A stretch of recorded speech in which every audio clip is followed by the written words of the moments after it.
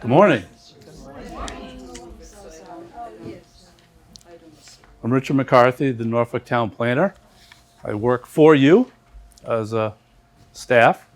I have with me as well Melissa Mayo, who is on the planning board, who is a resident and a volunteer.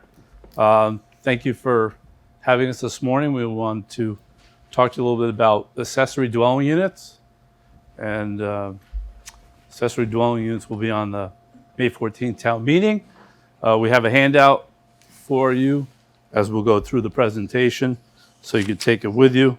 And the presentation is also on the website for people who are okay with going on the website. So for others, if they who didn't come today, if they wanted to see the slideshow, it's on the website. Number one, Article 21. So when you get the warrant, you already have the warrant, I'm sure, if you haven't already. That's accessory dwelling units. Accessory dwelling units, I think for most people, prior to the state law changing last August, we would call in-law apartments. You probably heard that term, granny flats, maybe those kind of different terms prior to that. In Massachusetts and elsewhere in other states, with changing in the law last August, they created what is now called accessory dwelling units. Accessory dwelling units are detached. They could be by themselves as their own little dwelling unit, home, if you will, a small home, or they could become part of a garage if you had a garage, add addition onto that. Could be part of your house in terms of it could be an addition.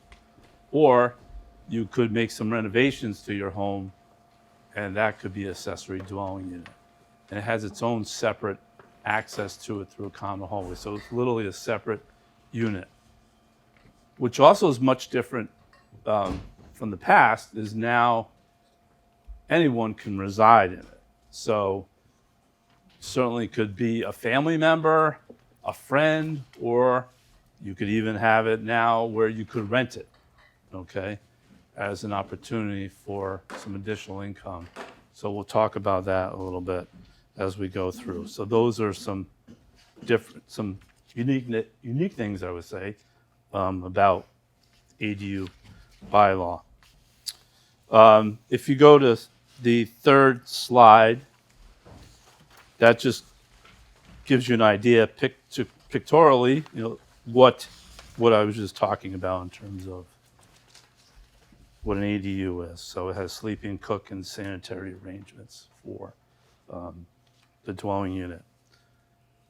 The dwelling unit, in terms of, there is a size limitation in terms of how big it can be. So you take the gross floor area of your home, which I'm going to just say home. When you see it when you see the bylaw, if you read it on town meeting warrant, it refers to principal dwelling. But for today, we'll just talk about it. I'll say home. So to make it a little bit easier as we just discuss these things. So it's up to 900 square feet or half the gross floor area of your house in terms of the maximum size, which I think is on the next slide. Go to the next slide. I probably shouldn't jump ahead, right? I did jump ahead, so let me back up one moment. So go to, and I should have numbered these. That's probably, I think I'll number them. So when we go to town meeting, or pre-town meeting, we have it. I guess it's page 5. Background.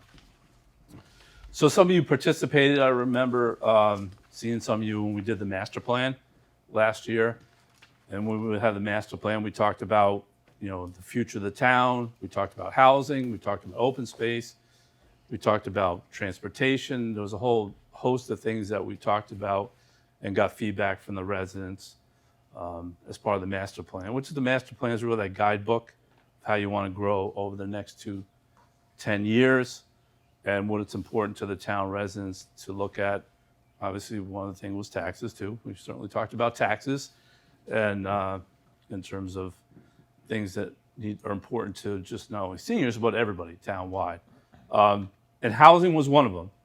In terms of housing, is housing options, downsizing options, and this is where, or providing housing options for others, which might be in your family. So, for instance, let's say that you wanted to have, maybe you had a family member, and it doesn't have to be a family member, but say a family member, you wanted to have them take over your primary home, your home, and then you wanted to live in an accessory dwelling unit. That's an option you could do with this bylaw when it passes in terms of housing options, which could benefit both. It could benefit you as you're aging, but also if you have some family members who wanted to move into a house in Norfolk that maybe they wouldn't be able to do otherwise financially. So that could be an option that with this going forward, you would have available to you and your family members or even friends. Or it even could be in situations where some people might want to have caregivers who are unrelated, that may be an option to consider of dwelling, because you could be creative in terms of maybe that's an option to provide housing for them, which could then help your services because it may make service delivery costs a little bit more effective. So that could even be an option for people. And also, maybe if you're living by yourself, you want to have somebody else who you could essentially have another dwelling unit detached or part of the house that you have someone there. I know my mom is widowed; she's by herself. It could be an opportunity where you could have somebody with you as you age. So all those things came through when we did the master plan. The planning board had this as a topic to address, and then literally the state moved forward last year in August to advance accessory dwelling units. So now it's here. It is law now. It took effect in February of this past year. We have the bylaw before town meeting because there are some provisions that the town meeting can vote on to incorporate into the bylaw. If the bylaw doesn't pass, it still is on the books, if you will. So it still becomes state law. So accessory dwelling units will be available to residents. And we'll talk. I did talk about the size already, which is on the next slide, which is the high level aspect of it. One thing on the slide says Affordable Homes Act, ADU high level requirements. So parking, because we have the commuter rail station in town center, I'm going to say that whether you need parking or not for an ADU, we can help you figure that out. So essentially, if you draw a half-mile radius around the train station, if your house falls within the area, the town can't require a parking space for an ADU. In many instances, you already have the space, probably in the driveway or on your property. But literally, if you're within that radius, the town can't require that. So that's something they can't do. And that's part of the proposed bylaw. So that's, something to give consideration to. Go to the next slide. The next slide is pretty good, which kind of illustrates, which is zoning protection state ADU, and there's a listing of requirements side by side. I think you need a few more pages. Keep going. Some of you aren't there yet. So here, I'll tell you what. This page here. You're probably listening, not flipping pages, but so. It's this one right there. Is everyone on this page?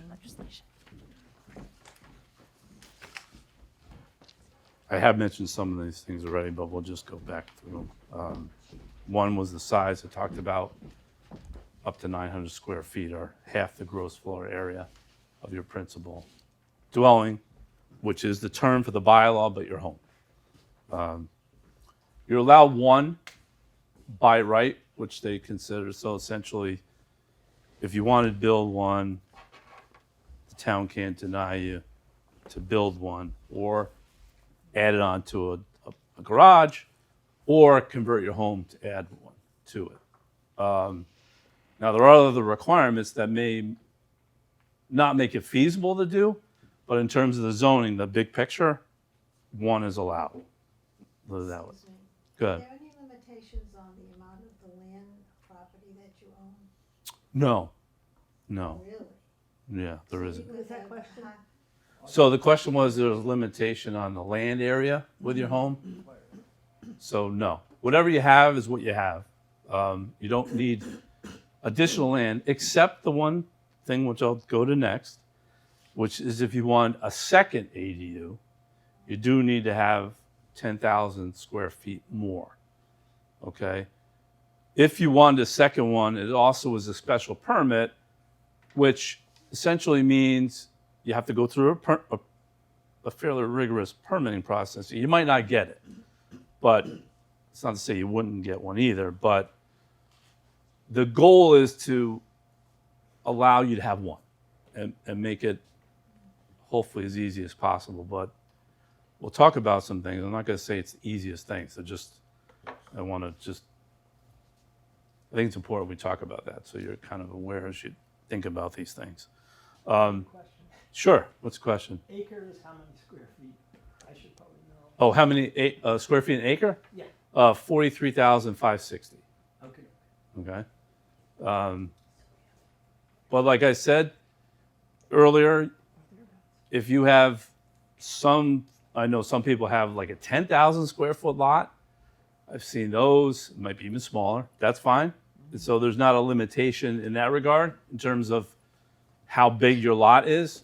We'll talk about setbacks a little bit too. That's not on the chart, but we'll just generally talk about that because I think that'll be important as you think about this.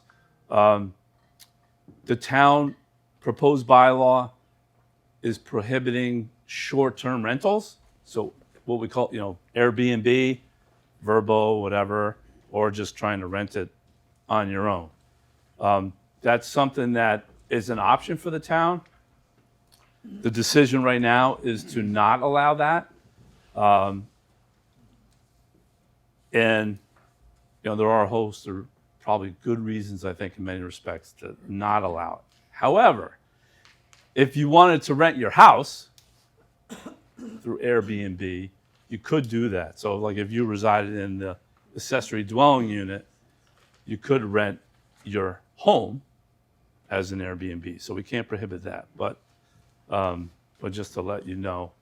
And what that means is anything less than 31 days. So that's the calendar date time provision for short-term rental. So, which you can't do, but if you want to rent it for 32 days, 31 days, well, actually 32 days. I actually know someone who, the main house is being rented to a hotel. You do? This is at the Cape, At the Cape? Okay, that's fine. and they do that for like 8 months out of the year. Yep, and that's fine. You could definitely do that because it's longer than 31 days. Yeah. So you can do that. But just know that that's an option the town is considering, to not allow that, which is on that chart. The next one down below that, well, actually, I should go back up. Well, I'll go to the last one, then I'll skip back up. I apologize. The front yard. So you can't put a detached accessory dwelling unit in the front yard as it relates to the zoning. So I could say this easily because it's the same in all the residential districts. It's 50 feet. So, you can't be closer than 50 feet to the street with an accessory dwelling unit. Now, this sometimes can trip people up because some folks have a lot of frontage along the street. So you think about it, it's like let's say you have 200 feet Well, that, I should have close to me, sorry. Yeah, that front yard is 200 feet by 50 feet, 200 feet by 50 feet. So it's a big rectangle. That's that required front yard. And when we talk about not in the required front yard. So just think about that. In some cases, people might be on a corner lot. Same thing that applies there. But what I'll say it now and I'll say it again in the end. What I would encourage you to do, if you think you want to do this, please come in and talk to us first so you could get a sense about what would be involved in terms of everything from is it feasible from a cost standpoint, as well as permitting and so forth, because there is costs associated with that. And I'll talk about the next one, which is site plan review.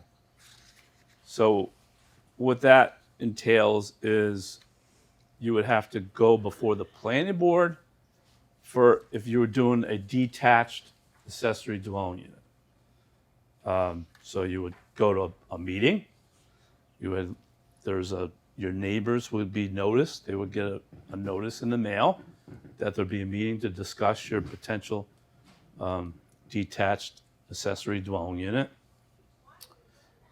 And then you would need to have a survey plan prepared showing where the ADU is on your property and as it relates to setbacks, where it's being placed. So that will be an expense. I don't know necessarily how much it is, depending upon, if you have a survey or not, but I want you to be aware. So that's detached. Yes? Is that just for the detached?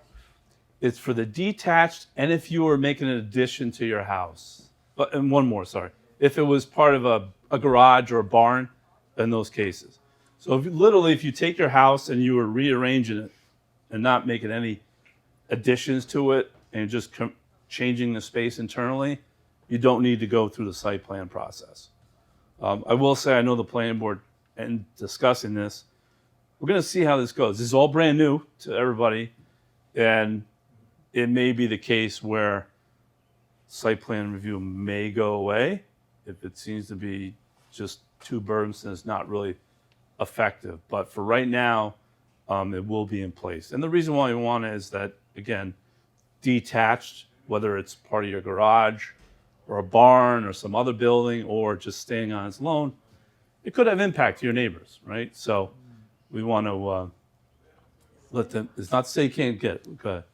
I was gonna say, especially here, where we have septic systems, Mm-hmm. there might be some implications there. Yes. Yeah. So that's a good, thank you for the septic question, because I want to talk about that. I might as well add that in right now. So that's important. So the septic piece of this is going to probably be a big piece whether you do this or not, I would say. The reason why I say that is if you have a septic system that's older than 1995, that's the point in which the state regulations called Title V changed. So an older system might not meet today's standards. So what you need to do with the septic system, you could have your own separate septic system for the ADU, or it could be part of the original one. But hopefully you get a sense, you need to have some consultation when you do this. I don't want you to think like, oh, this is easy. And it's not saying it's not hard, but I don't want you to make a mistake. I want you to be aware of everything as you go into it. Okay. Another piece of that is you might see people trying to advertise these self-contained accessory dwelling units that you can buy. Well, if it doesn't meet the building code in Massachusetts, it's not going to be approvable. So I don't want you to go out on Amazon and buy an ADU and then think you're going to put it on your property, and next thing you know, you spend this money on something you can't use. So that's important as well. So there are those pieces. With the septic system, it can be a little bit challenging, but it may not be. I mean, it depends on your septic system. Do you always have to, in other words, the person who owns the main house, Mm-hmm. do they have to continue to own the ADU? Yeah, it will always be part of the The ownership main- of the okay, of the whole- principal home. right. Can you repeat that, Rich? What's that? Can you repeat that? Yeah. So if somebody wanted to know, is the ADU ownership associated with the home? And it is. It always, they're together. They're linked. You can't separately detach and like say the ADU sell it to somebody else and then you own the house or vice versa. They're linked. Right now, I don't know. It could change because that was a big debating point, if you will. But right now, you do have to own both, and you don't have to live in either. So you could put an ADU and say, you know what, I'm gonna go somewhere else, and you could rent both if you wanted to. So, but the ownership is linked. The ownership is definitely linked, but it doesn't. You don't have to be a owner of the property to have an ADU. So that's something that. So as they start to perhaps appear in town, just remember that you might have a neighbor that decided to move and rent their home and the ADU. They could do that.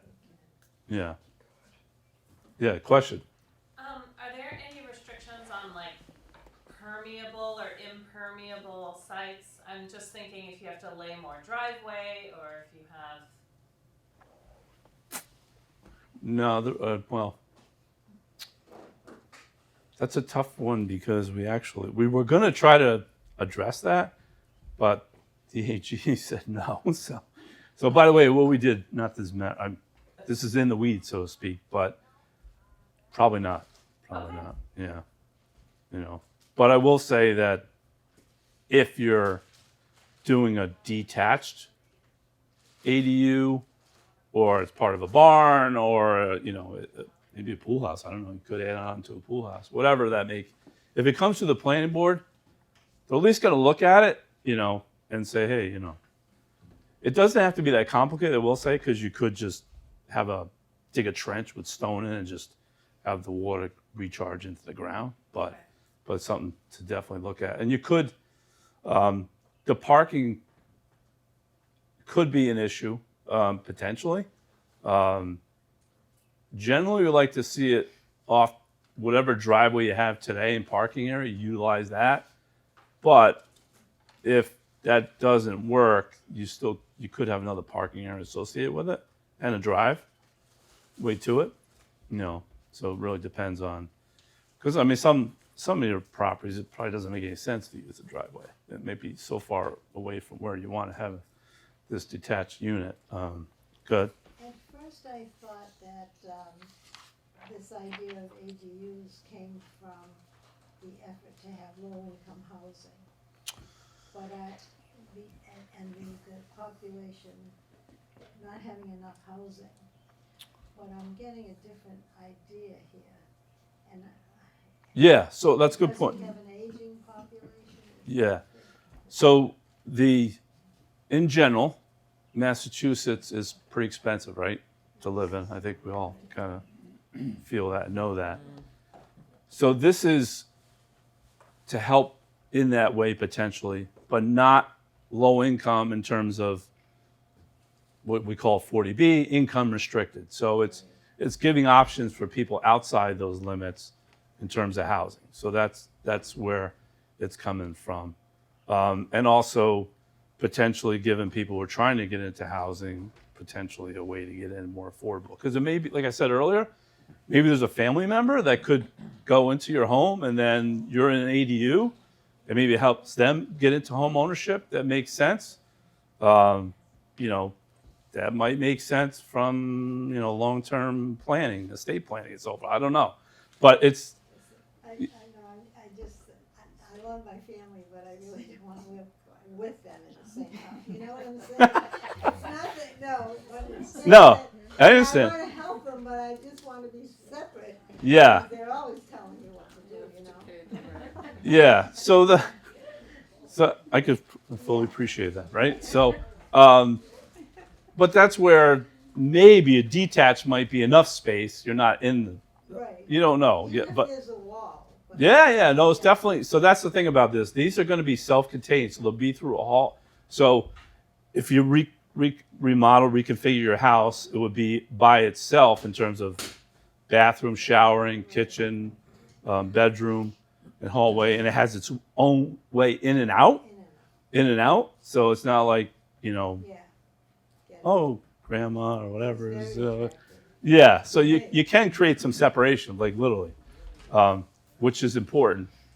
And then, again, if it makes sense too, you could rent it as well, if that made sense to you, financial, you know, to have some additional income that offsets, you know, maintenance costs, you know, taxes, et cetera. That could be work. But remember, renting is a whole nother thing that, you know, has some challenges sometimes. So, but you certainly can do that. That's the thing. And the way rents are today in our area, you know, if we go, well, actually, this is a tax question. So I'm going to talk taxes, then we'll go to rent. How's that? So if you go to this slide here, Melissa was very gracious. She's the finance of our duo here. Just gives you an idea, because I know, I'm sure it's actually going to, this one here, just keep with the little houses too. So that just gives you an idea. Yes, to answer the question, if you make improvements on your property, your taxes are going to go up in some respects. So you're not going to, it's going to affect the valuation and tax in some way. To how much, it depends what you're doing. And that just gives you an illustration of what under that's the average single family home price in Norfolk. That's 709 for last fiscal year, but it's still probably within that range. And then Melissa did a illustration of what an ADU would be, plus in terms of the tax difference. I'm going to go to the next slide, which That's the more detailed version of the previous one. yeah, this is a more detailed version of it. And so this one kind of gives you it gives you a breakdown on, in terms of cost, but also potential rents that are out on the market. So those give you an idea of what, so in terms of cost, it might be $2 to $3 a square foot. Kind of depends on what you're doing. And then rental, as you can see, some of those rentals, $2,600 for 1,100 square feet in Norfolk, $1,300 for 400 square foot studio. So it's, Can you build just a studio? yeah. What You was the can. question? Can you build a studio? You can build a studio. You can. And so in terms of like bedroom wise, there's not really, the limitation on bedroom, if you will, is really a function of size. So the size of the ADU in terms of what it may apply to your home, and then septic. So if you wanted to do a 2-bedroom ADU, you could, but, and also if you wanted to do like an open concept, you know, more with a studio, you could do a studio too. So that is available to you to do. But I think those important considerations. The other thing is you're going to need permits to do this work, so whether it's electrical, plumbing, carpentry, and so forth. So I want to make sure I say that today for the building department. So, and I will also say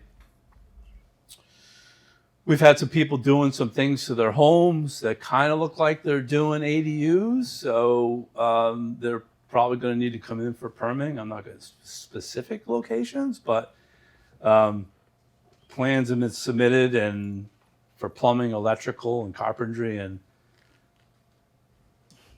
it's probably an ADU, so they'll probably be coming to the planning board shortly. They did this before.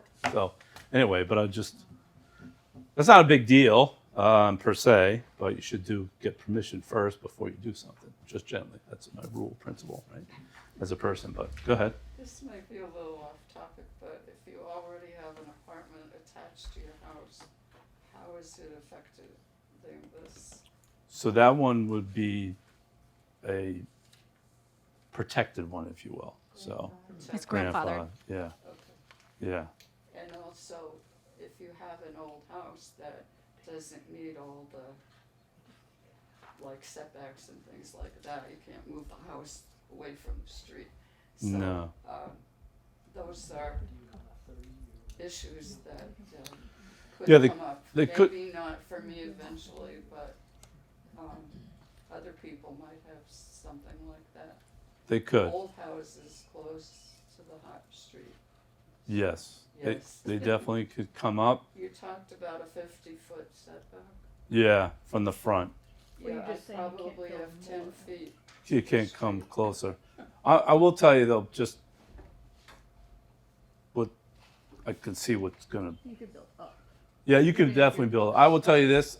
We have that in here, but I will say if there's a situation where like that comes into play, and you need to do the ADU there, you're probably going to be able to do it because the way the state has put out regulations, it's whatever the lesser setbacks are is what's going to rule. So you're probably going to be able to do it anyway, even though we have that 50-foot setback, because they don't, when they created the statute and the regulations associated with it, they don't want to make it so much that you prohibit these from somebody doing ADU. So there's some room in there, I would say, for sure. And then sometimes things crop up. I'm just thinking about is wetlands could be an issue in terms of, and they may not be wetlands on your property. So if you're within 100 feet, you know, it could be on somebody else's property, but where you want to, I met with a young woman who was considering putting one on her property, and the wetlands aren't on her property, but as we looked at it, it's like, well, you can't go there, you can't go, so that could be something, because you do have to abide by the Wetland Protection Act. So, but there still might be a way to do it anyway. So, that's, is there other? Did you say that someone has to go to get permission or whatever, even for the first one or just for the second one?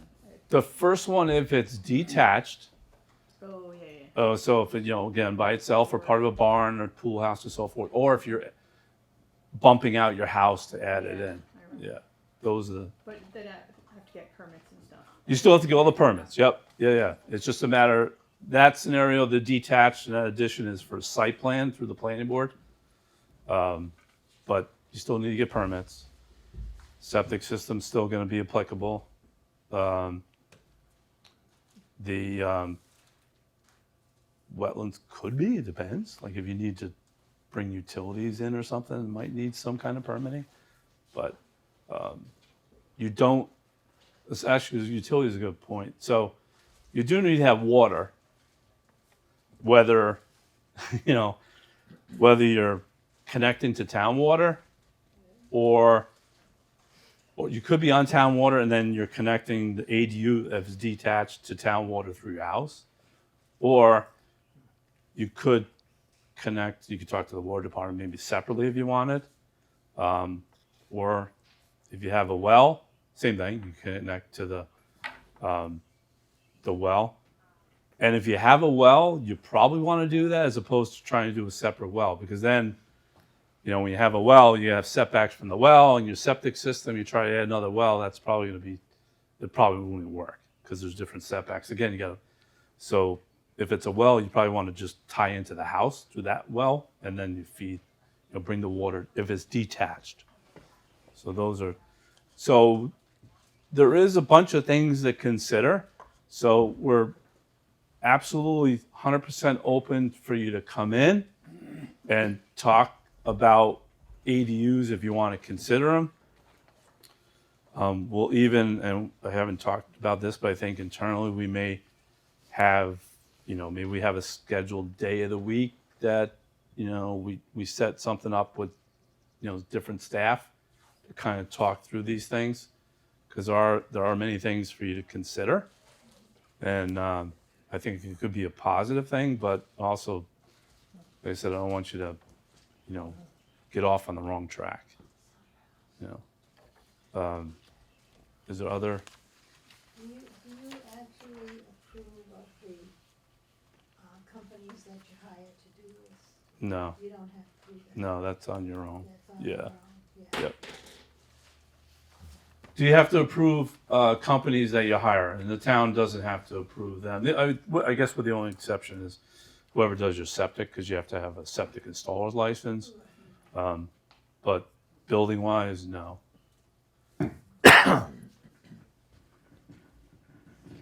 Yes, in the back. If you were to sell your property, Mm-hmm. if you had built an ADU and you were to sell your property, does the new owner have to keep that as an ADU?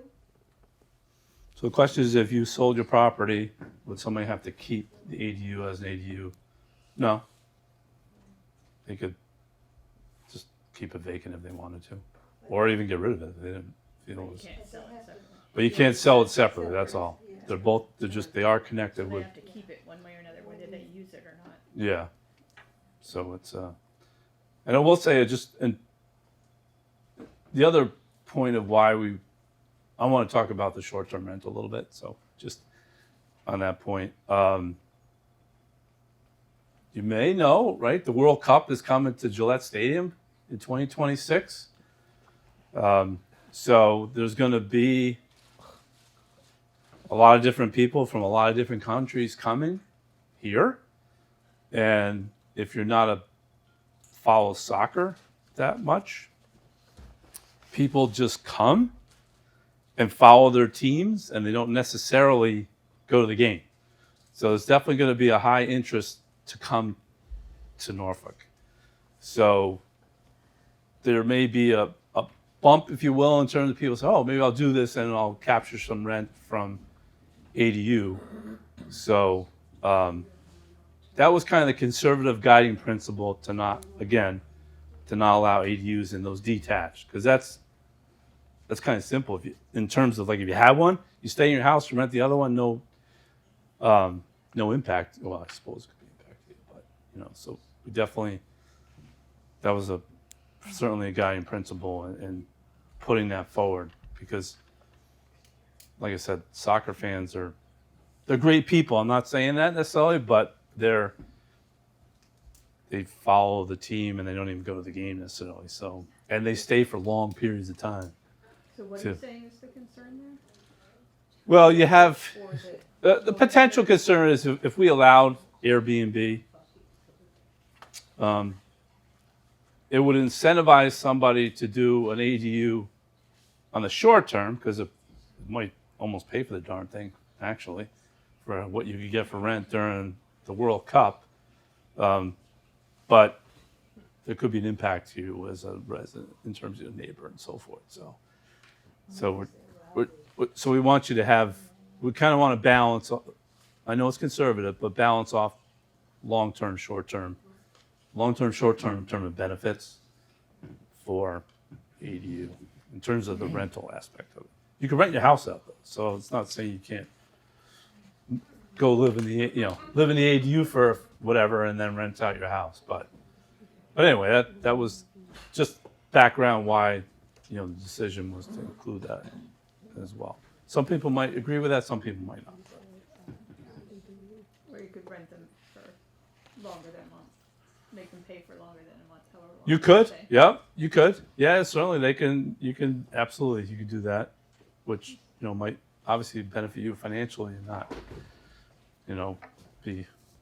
yeah, no, you definitely do that.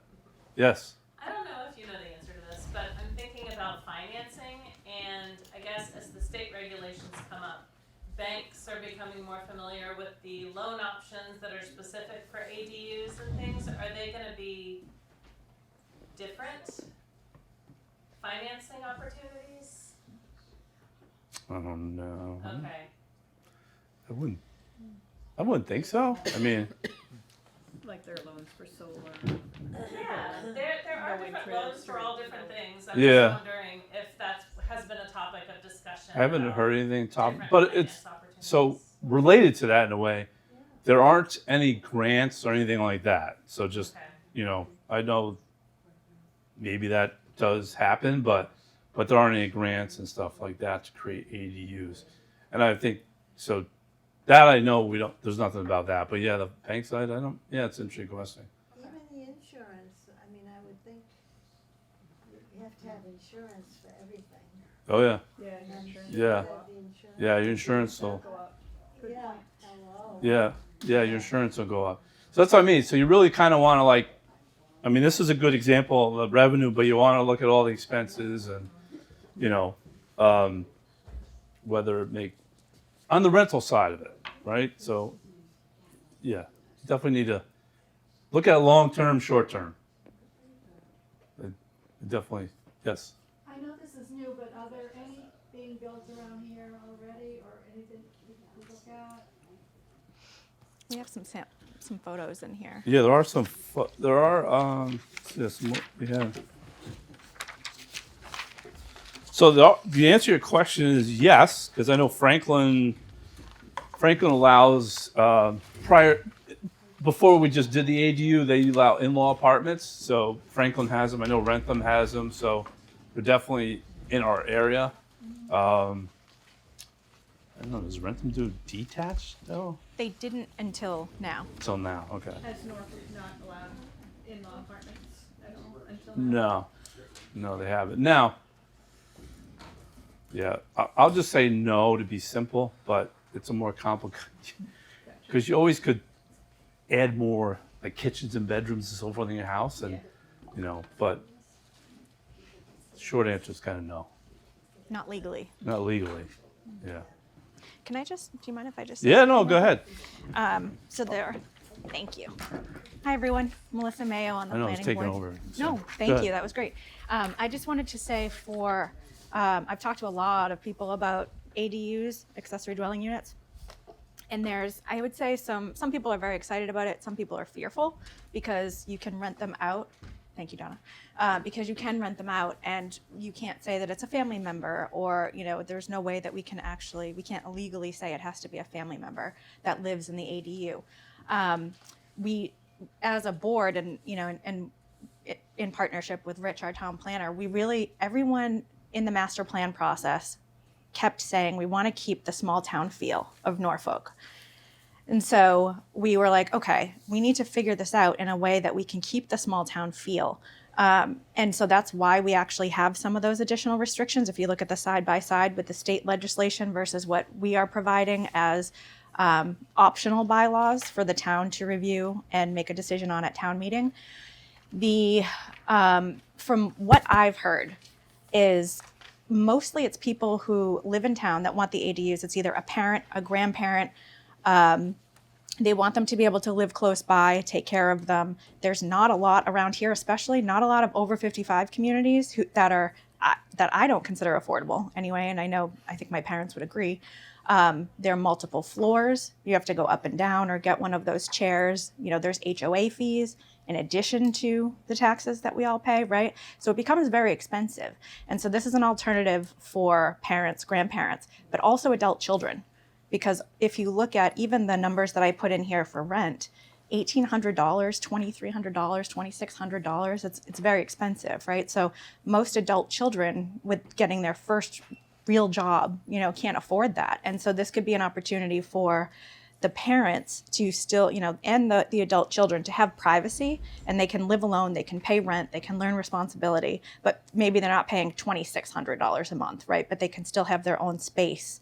And you don't have a child, I'll say, but living with you until they're 26, 27, when they can save up for $1 million home, which is, you know, what we find around here. So we did try to balance that. So if the folks at town meeting decide that they don't like our additional bylaws, it would just revert to the state, right? And we have all of those requirements outlined in there. The ones that we've I mean, what Rich just talked about with the Airbnbs, that was one that we went back and forth on that for months, because it's, we don't want to necessarily restrict ways that people can make money. At the same time, it's, people want to know who their neighbors are. And in Norfolk, we're a pretty close-knit community, and we don't really want, not we being me, but people in general say, like, well, who's going to be living next door to me? I don't know who that is. I don't know if I feel comfortable with, sending my kids out to play. Or so for the most part, what I've heard is it's adult children, it's parents of the people who live here. With the ADUs, we wanted to restrict that. That was certainly the soccer example is a good one, but also we don't want Norfolk to be taken over, all the houses to be purchased by corporations, right? Which is, it's a business now for people to just buy properties and just have rental properties, Airbnbs, and they make a lot of money doing it. And that's great. I don't know that Norfolk is really the place where people want to do that, aside from the example that Rich gave, and we do have Gillette Stadium, but we were just trying to be conservative because it's a big change, and we've had a lot of big changes over the past year. And so we thought, okay, we'll put in the site plan review so that the planning board, it's not to say no, we're not going to say no to the one, we're just going to give guidance and make sure that hopefully people don't fall into the situations where they end up buying something pre-built that doesn't meet Massachusetts code and things like that. So we talked about having a guideline, some sort of document for folks so that you have that going into this process. Like Rich said, there's septic, there's building permits, there's electrical. It's exactly the same as what you would need if you put an addition on your home anyway. But it's a process. And so we have been working on this for so long, we know so much about it, we can help guide people through it. And so we thought having that site plan review would be a good first step, not to push back, not to say no, just to say, have you thought of this? Have you thought of that? Do you need help with this? Things like that, because it's new and it's a big change. And so we just wanted to put some kind of, I would say, safeguards with the bylaws, as much as we could do by law, because it can't be too restrictive. We had some things in our initial bylaws that we're not able to do. So this was kind of like the happy medium with what we can do to keep Norfolk's residents' best interests in mind, and also make sure that we are complying with the state law. So. And just to be clear, that's what we're voting on. Yeah. The Norfolk protections versus the state protections. Correct. But ADU will go forward. Thank you. Yes. So we have in the slide deck it's in here too, but at town meeting we'll explain this. The yes vote is yes, we want the additional few protections for Norfolk. If it's a no vote, it still goes back to what the state is making a law across the entire state. So it'll be up to all the residents of Norfolk if they want those additional protections. Our group on the planning board, we talked about this for months and months, went back and forth. I think we all at some point had respectful disagreements about it, just trying to think about, we have lots of different perspectives in town, and our board is pretty diverse in that way. So we went back and forth thinking about all of this, and this was kind of what we came back to as, okay, we can all agree we should put some parameters around this to protect the people of Norfolk, to protect their safety potentially was one of the concerns, right? And then also the property values. And also give maybe a potential way that people could make additional money or rent out to their adult child at a lower rate or something like that. So we tried to do something thoughtful and kind of happy medium-ish, I would say. But yes, if the additional bylaws do not get passed at town meeting, then it will still revert back to what the state regulations are that they've passed already statewide. Here you go, Rich. I have a question. What kind of feedback have you been getting from people in Norfolk so far? Feedback on the bot. This, So in the planning board, we don't have a lot of attendees that come to our meetings. So we have, I've certainly talked to people about it. I know Rich has as well, just anyone who's interested, or, I'd put out on Facebook, we're going to be talking about this. Would anybody like to have a conversation? Give me some feedback. It's probably about the same as what we talked about on the planning board, because everybody has a different perspective. Some people would like to have the Airbnb option. The majority of people, again, only the ones that I've talked to have said, like, we don't want that. We don't want that risk. We don't want the town to be taken over by corporations that are just going to rent out all the properties. We don't know our neighbors anymore. That greatly impacts the town as we know it. A lot of folks that have adult children are excited about it. I think we all at some point like our kids to be off on their own, and it's just too expensive right now. Some people, I would say it's a lot of adult children, really. And then some people that really, like, their parents can't afford the over 55 communities. And so they're like, oh, this is great. We can have something that's in my yard potentially or attached to my house, but it's separate, it's private. And we can still keep an eye on our parents, and they can still, help out and watch our kids. And so it's more of, creating more of that kind of communal aspect, if you will. But so far it's been really good. For the feedback that I've received. I don't know about you, Rich, if you have other experiences. So the feedback I've received is actually similar to what you reversed. Some younger, like, oh, I like to have my parents close by, but I'm not sure I want them that close by. So that's kind of like, because before it wasn't even an option, right? So now they're like, I don't know. And so it'd be interesting to see. It's kind of a little bit of both, actually. Well, But years ago, I mean, I'm in my 80s, so, mhm. but years ago, we were raised in three-deckers, and in my neighborhood, it was, all the three-deckers were the same families, and had been for generations, so that can be a very healthy thing, Mhm. over the long haul. But obviously we came here because we like the isolation, Yeah. and all of that, and being closer to Boston and so on and so forth. But And I think for some I've spoken to, it was interesting enough. The size was too small, actually, for some people to go from that, 4-bedroom colonial kind of house to a 900 square. So, because I remember talking to some of the people that are parents thinking about downsizing, like, I don't know if they want to go that downsize yet. So that's kind of, it'll be interesting to see. I think to Melissa's point, I think we might see more of that, where younger parents that, they're trying to give some support to their kids, that kind of launch them for a good success in terms of long term on that housing side. I don't know if it's going to go the other way. I don't know. I'll have to see. But people at least appreciate that it's an option now, right? So they're starting to talk about it. So, well, I appreciate. Oh, I'm sorry. I think it'll be the last question. I think because I got the hook. No. Well, I could just ask you this after. I mean, just you raised an interesting question. Point about Airbnb, like corporations buying houses and stuff, which I hadn't thought of, but I can see that had like an Airbnb that my family stayed in. It was clear that nobody actually lived there when we weren't there. That it must have been that type of situation. Is that prohibited right now in Norfolk in any way for like the main house? No. So you can purchase a Just house pretty and quick. rent it out. Yeah. Yeah. There's no restriction on it.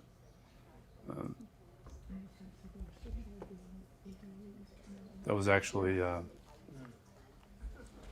we wrestled with that a few years ago, trying to stop it, and there's nothing we can do Probably be about hard it. to figure Yeah. out how to. Yeah. We don't regulate that. Yeah, but this Aspect would be of it. something that you can regulate. Yeah. So thank you for your time. Hopefully, Thank you. found it informative. And like I said, next Wednesday night, pre-town meeting. If there's others that weren't able to attend, they could certainly go to that meeting. We'll talk about it. And that meeting is a little less informal too, just so you know. So it's not run by the moderator. Not that he wouldn't make it informal, but it's more of a Q&A. Q&A, the pre-town meeting next Wednesday night. Thank you.